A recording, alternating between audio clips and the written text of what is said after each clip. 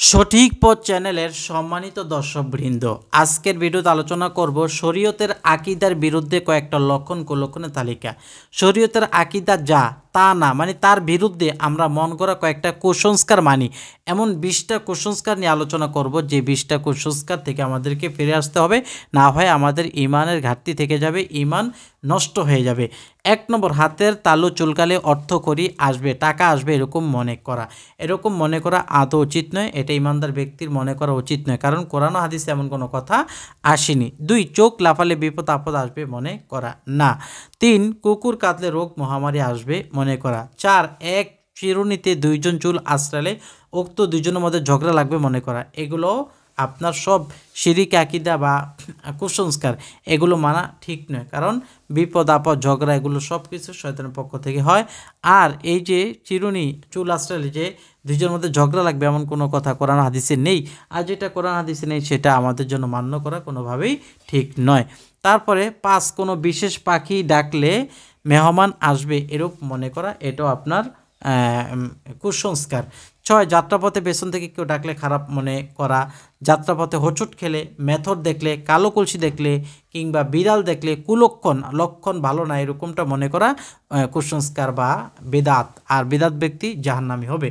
8, অমুক দিন যাত্রা নাস্তিক, মানে মঙ্গলবারে যাওয়া ঠিক না। তারপরে চৈত মাসে বিয়ে ঠিক না। তারপরে বৃহস্পতিবারে ভ্রমণ ঠিক না। এরূপ বিশ্বাস যারা করবে তাদের ইমান চলে যাবে, অর্থাৎ তাদের ইমানটা নষ্টের দিকে চলে যাবে। পুরোপুরি চলে যাবে না, কিন্তু নষ্টের দিকে চলে যাবে। কেন? তারা অশুভ জিনিসগুলো বিয়ে করে, বিশ্বাস করে। আর নবীজি বলেন, আমার এই ধর্মে কোনো দিন বা কোনো মাস কোনো কিছুকে অশুভ বলবে না বা কোনো দিনকে গালি দিবে না। 9, যাত্রার মুহূর্তে কেউ তার সামনে হাসি দিলে কাজ হবে না এরূপ বিশ্বাস করা। পেঁচা ডাকলে ঘরবাড়ি বিরান হয়ে যাবে মনে করা। জিহ্বায় কামড় লাগলে কেউ তাকে গালি দিচ্ছে বা কেউ তাকে স্মরণ করছে এরকম মনে করা। আমরা অনেক সময় জিহ্বায় কামড় পড়লে বলি, আরে কে যেন আমার নামে স্মরণ নিচ্ছে বা আমাকে কেউ যেন গালি দিচ্ছে, এরকম বিশ্বাস করে, এটা হলো আপনার কুসংস্কার। চড়ুই পাখিকে বালুতে গোসল করতে দেখলে বৃষ্টি হবে এরূপ মনে করা, এটাও কি কুসংস্কার। দর্শক, এরপরে দেখুন গুরুত্বপূর্ণ যে কথাগুলো না জানলেই নয়। 13, দোকান খোলার পর প্রথমেই বাকি দিলে সারাদিন বাকি বা ফাঁকি যাবে মনে করা না, বরং প্রথমেই সহযোগিতার নিয়তে যদি কাউকে বাকি দেন, সেই সহযোগিতা সবে বরকতে তার ব্যবসা ভালো হতে পারে। আর আমরা উল্টোটা মনে করি। 14, কোনো লোকের আলোচনা চলছে, এমন সময় ওই লোকটা চলে আসলে আমরা বলি তোমার হায়াত আছে। আসলে এরকম বলা ঠিক না, কারণ কথা বলা চলাকালীন সে এসে বলে যে তার হায়াত আছে, বোঝা যায়, এটা কোনো কোরআন হাদিসে নেই। 15, কোনো ঘরে মাকড়সার জাল বেশি হলে উক্ত ঘরের মালিক ঋণগ্রস্ত হয়ে পড়বে মনে করা। আসরের পর ঘর ঝাড়ু দেওয়াকে খারাপ মনে করে। তারপরে ঝাড়ু দ্বারা বিছানা পরিষ্কার করলে ঘর উজাড় হয়ে যাবে মনে করা। কোনো বাড়িতে বাচ্চা মারা গেলে সে বাড়িতে গেলে নিচের বাচ্চা মারা যাবে মনে করা। 19, তারপরে ঝাড়ুর আঘাত লাগলে শরীর শুকিয়ে যাবে মনে করা। 20, কোনো প্রাণী বা কোনো প্রাণীর ডাককে অশুভ বা অশুভ লক্ষণ মনে করা কোনোভাবে ঠিক না।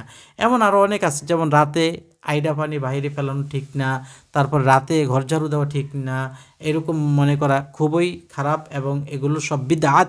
আর বিদআত যদি কেউ করে তাহলে কুল্লু বিদআতিন দলালা আর অকুল্লু দলালাতিন ফিন্নার। প্রত্যেকটা বিদআত হলো প্রত্যেকটা গুমরাহি, আর প্রত্যেকটা গুমরাহি হলো প্রত্যেকটা জাহান্নামী, নাউজুবিল্লাহ মিন জালিক। তো এইরকম অনেক ইমান আমান, তারপরে সুন্নত, তারপরে ইমান ভারে কমে কিভাবে, A to Z ইসলামের যত হুকুম হাকাম আকিদা সব কিছু আপনারা এই বইটিতে পাবেন। এটার নাম হলো হাকামে জিন্দিগি, এবং একজন মুসলমান ব্যক্তির জন্য এই 3টা বই ঘরে রাখা খুবই প্রয়োজন।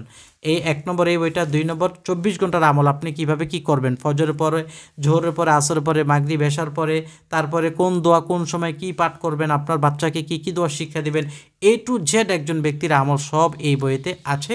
3 নম্বর হলো নামাজ শিক্ষা। আমরা নামাজ শিক্ষার বিভিন্ন বই করে থাকি, কিন্তু অনেক বইতে অনেক ভুল, তবে এই বইটিতে ভুলের মাত্রাটা খুবই কম। আর তাছাড়া এই বইটি অনেক বড়, সব কিছু নামাজের নিয়ত যা কিছু আছে সব কিছু বইটিতে পাবেন।